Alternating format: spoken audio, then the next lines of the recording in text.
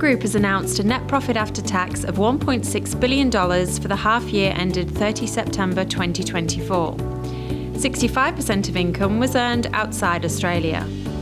The group declared an interim ordinary dividend of $2.60 per share. Shemara, Macquarie's delivered improved performance this half year. How would you characterise the overall result? Yes, the result was up 14% on the prior comparable period, the first half of last year. And the main increased contributions came from banking and financial services and Macquarie Asset Management, while the commodities and global markets and the Macquarie Capital results were down on the prior comparable period slightly. And what about performance in your annuity-style businesses?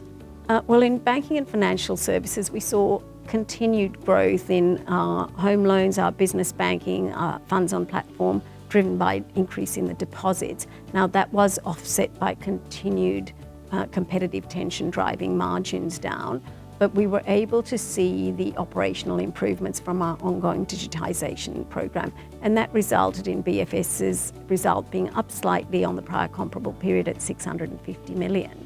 In Macquarie Asset Management, the result of $684 million was up substantially on the prior comparable period, and that was mostly driven, as I said, by the fact that we had realisations in this half that contributed to performance fees, with the base fees broadly in line with the prior comparable period, but having consistently, like the BFS annuity income, grown for many years as we've been growing our franchise and our equity under management.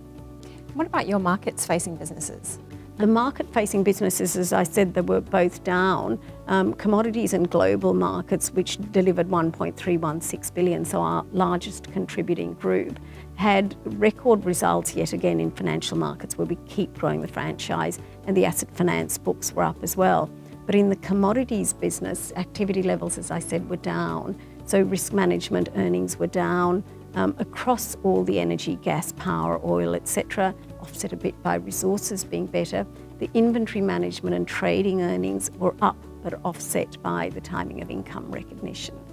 And then in Macquarie Capital, the result there was again down about 14% on the prior comparable period.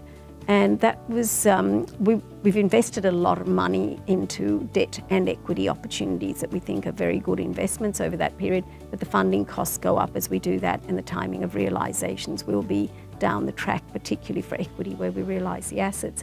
And in the fee-related earnings, the result was up on the prior comparable period, but not returned yet to the activity levels we've seen when the markets were more active.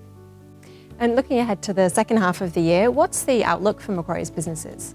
Well, the outlook across Macquarie Capital and Macquarie Asset Management should be up on the previous financial year because activity levels are picking up, and that should support both of those.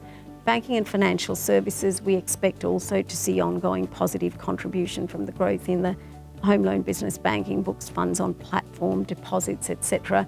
Again, offset by margin pressure, but helped by the operational efficiencies we're achieving through digitisation. And then in commodities and global markets, we expect the commodities result to be down, even though we'll see ongoing contribution from financial markets and asset finance. And that is because of those lower activity levels I mentioned. But that is, of course, subject to market activity as we go into particularly the Northern Hemisphere winter. Now, across all our four businesses, we continue to have confidence that we can keep delivering for the medium term, and that's because they are not only well diversified between them, but structurally well positioned for growth within their sectors, and their sectors also growing. Shemara, thanks so much for joining us. Thanks.